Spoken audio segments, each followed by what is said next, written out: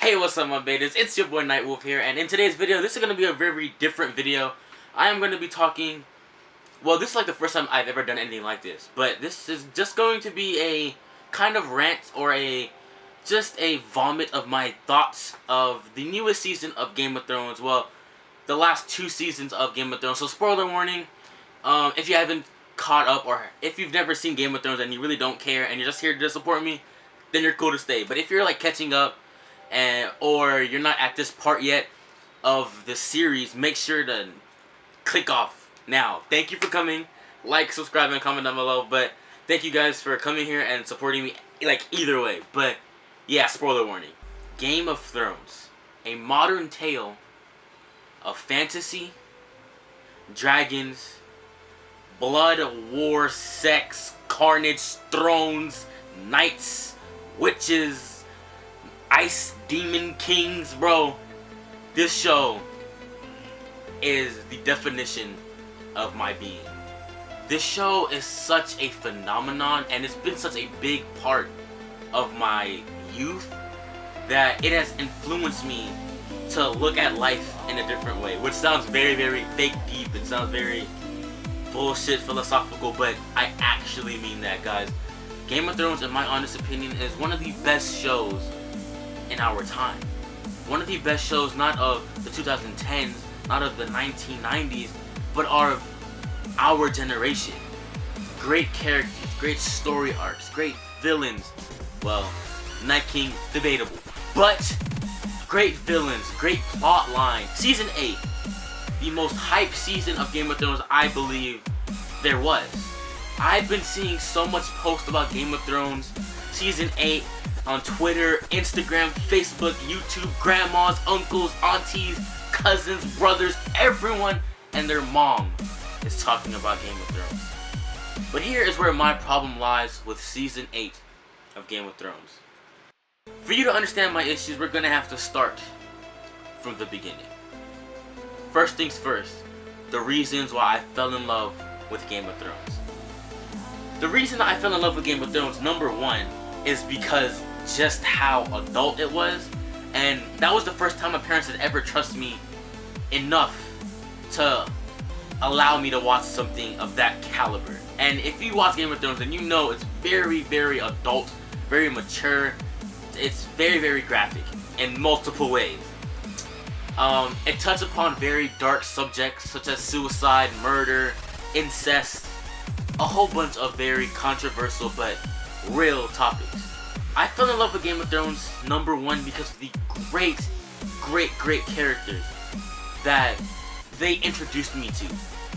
Jon, aka Aegon Targaryen, Daenerys, Tyrion, Jaime, Arya, and Sansa. These are just a couple of the characters that I fell in love with instantly. These are people and kids that I seen grow up while I was growing up with them. These are characters I fell in love with, and I seen them grow. I seen their character arcs. I seen them change. I seen them go through life-threatening obstacles and risk and challenges. And I was on the edge of my seat for this entire series, and I still am. Season 8 still has me on the edge of my seat, but where my problem lies with this show, with Season 8, everything just seems to be rushed. Rushed is a very important word in Game of Thrones, because if you pay attention, season by season, there were so many plot lines that spanned episodes, even seasons. There were plot lines for Jon, for Arya, for so many beloved characters that lasted many episodes, many seasons, right? The problem with Season 8, since it's the final season, and there's so much to wrap up, it just feels like it's one big rushed mess. And that's something I've never wanted to call this show. I've never wanted to call Game of Thrones a mess. A mess is something I've never thought that I would...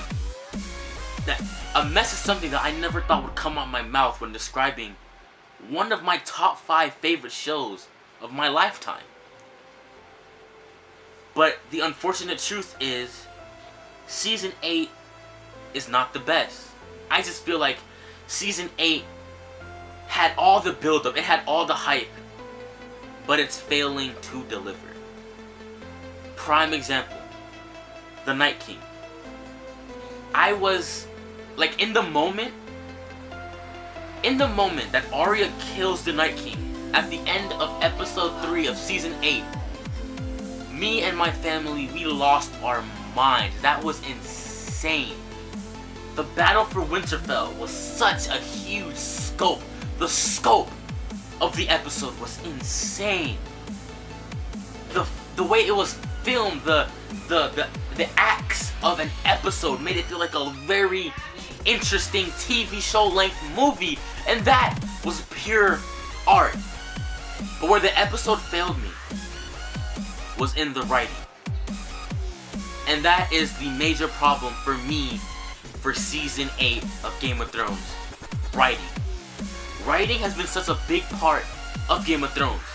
That's the reason so many people fall in love with these characters, because of the intense, immense writing that comes along with Game of Thrones. Game of Thrones writing, well, previous writings, has been some of the best arcs we've seen in television history. All of this build-up with the Night King, all of this build-up with these theories and prophecies and Jon coming back from the dead, just to end.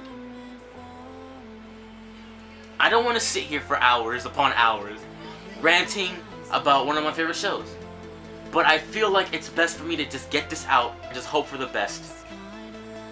But on a more positive note, I do hear they are getting prequel series.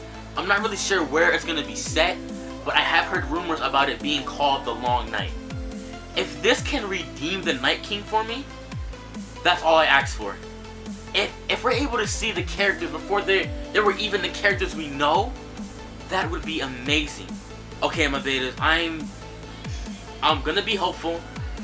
You're gonna be seeing this on Saturday, which means the day before episode 5, I think, of season 8 comes out. And I believe this is a big battle episode. Hopefully, I'm pleased enough with some of the deaths. I'm pleased enough with some of the story arcs that get wrapped up, and hopefully not everyone has plot armor the way they did in the Battle of Winterfell. Because let's be fair, that boy Sam would have got folded during that battle.